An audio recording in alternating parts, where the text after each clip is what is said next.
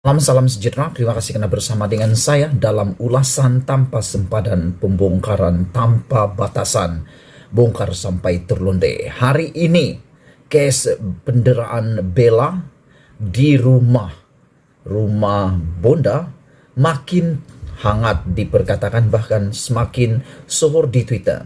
Dan terkini apabila tular di TikTok lawatan Rina Harun melawat Bella. Apa yang menjadi persoalan hangat di dalam lawatan tersebut bukan karena Rina Harun melawatnya sebagai menteri. Itu sudah sah, itu adalah tugasnya, itu tanggung jawabnya dan sepatutnya dilakukan lebih awal lagi. Tetapi yang lebih hangat adalah tular dalam TikTok. Apabila dalam TikTok itu membawa kepada pendedahan satu perkongsian gambar atau video di mana video tersebut, sebuah klip video TikTok dipercayai daripada portal Sinar Harian, menunjukkan rakaman Rina sedang melawat Bella. Juga tular di media sosial. Perbuatan Rina Harun ini sekiranya ini adalah perbuatan beliau atas arahan beliau. Sekiranya, saya ulang sekali lagi, sekiranya ini adalah arahan ataupun dalam kawalan Rina Harun, ini bermaksud akan mencetuskan perkara yang bahaya kepada Rina Harun sendiri.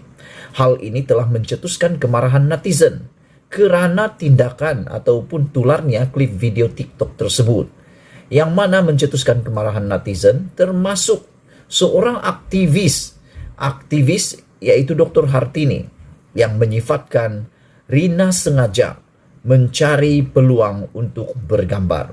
Bukan kamu tidak tahu kan, Rina Harun ini memang dramanya bergambar dan bervideo. Kita masih ingat ketika berlakunya banjir besar melanda Kuala Lumpur, Malaysia baru-baru ini, beliau begitu sohor apabila telah mencuci lantai di sebuah sekolah dengan menggunakan jet pemancut air. Itu pun jadi isu yang hangat amat, sangat hangat. Kenapa? Karena menimbulkan tanda tanya dan juga menimbulkan kemarahan netizen. Mereka mengatakan, apa yang Rina Harun sebenarnya cuci? Lantai dah bersih, tapi kenapa masih mencuci di situ? Dan seakan-akan hanya sengaja bergambar, bervideo, menularkan TikTok untuk mendapatkan publicity, dokumentasi. Ini menurut berita yang kita baca ini bukan tentang mendokumentasi, kata seorang aktivis yaitu Dr. Hartini. Ini bukan tentang mendokumentasikan bukti bahwa kamu yaitu Rina Harun mengambil berat atas kamu mengambil tindakan untuk bekerja. Tidak sensitif dan tidak tahu tentang perlindungan kanak-kanak, katanya di Twitter. Tindakan mengambil gambar dan menularkan tular di TikTok ini sebenarnya telah melanggar satu akta yang boleh menyebabkan seseorang itu bakal dipenjara. Boleh dipenjara sehingga 5 tahun dan denda. Kalau benar ini dilakukan, ini telah melanggar satu akta. Menurut Dr. Hartini atau seorang lagi penciap, bukan Dr. Hartini, seorang lagi pengguna Twitter menciap, beliau tuh belum lagi bersedia nak jumpa orang luar kerana Bella sedang dalam keadaan trauma. Pas tu yang you datang bawa reporters, videographer, fotografer sebagai, takutlah budak tu. Aduh, katanya, masa potong usus terbuang akal ke? Kata pengguna Twitter Wahidah 55 Ain. Seorang pesuruh jaya kanak-kanak Suhakam, yaitu Nur Azia Muhammad Awal sebelum ini berkata, adalah menjadi satu kesalahan jenayah untuk berkongsi gambar dan video yang mendedahkan identiti kanak-kanak mangsa jenayah. Bella ini adalah identitinya atau adalah mangsa jenayah dera yang masih sedang dibicarakan. Jadi menurut Pesuruhjaya Kanak-kanak Suhakam, menjadi satu kesalahan jenayah kalau berkongsi gambar dan video mendedahkan identiti kanak-kanak yang menjadi mangsa ini. Apalagi kalau tidak ada kebenaran daripada pihak berkuasa.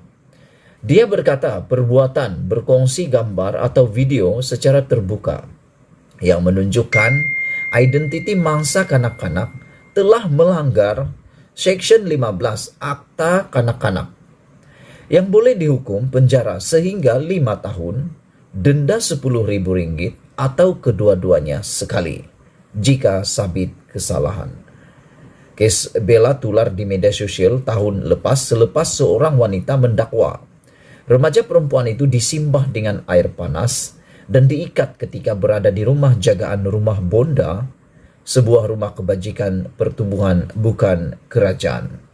Susulan itu pengasas rumah bonda Siti Bainun, Ahmad Razali, 30 tahun didakwa atas 2 pertuduhan, mengabaikan serta mendera remaja berusia 13 tahun itu, sehingga menyebabkan mangsa mengalami kecederaan fisikal dan emosi di sebuah kondominium di Wangsa Maju, Kuala Lumpur antara Februari dan Jun 2021. Yang hangatnya hari ini, selain daripada tularnya video TikTok yang memaparkan mangsa jenayah bela ini, yang menjadi tular juga atau hangat adalah apabila Rina Harun telah dikecam oleh aktivis yang berkaitan kanak-kanak. Antaranya adalah seorang aktivis yang juga seorang aktivis, beliau mengatakan bahwa kenapa lambat sehingga bertindak apabila selepas Tunku Mahkota Johor TMJ menawarkan peguam percuma menjadi pemerhati dalam kes bela ini, barulah Rina Harun bertindak. Jadi mereka aktivis ini mengecam Rina Harun sebab baru nak bertindak. Beberapa aktivis ini mengecam Menteri Pembangunan Wanita, Keluarga dan Masyarakat Rina Harun kerana lewat bertindak dalam kes penderaan membabitkan remaja sindrom Down yang dikenali sebagai Bella. Semalam Rina berkata dia bersedia menghadap Tunku Mahkota Johor TMJ dan istri Baginda untuk mempersembahkan status perbicaraan kes penderaan remaja OKU berumur 13 tahun itu. Kesian kamu ini. Kami tanya kepada Kementerian Kamu dan JKM Jabatan Kebajikan Masyarakat tentang hal ini pada Julai 2021 lagi. Kamu semua kata tak boleh buat apa-apa sebab kena tunggu siasatan polis. Kemudian diam sampai sekarang, kata aktivis kanak-kanak Dr. Hartini Zainuddin.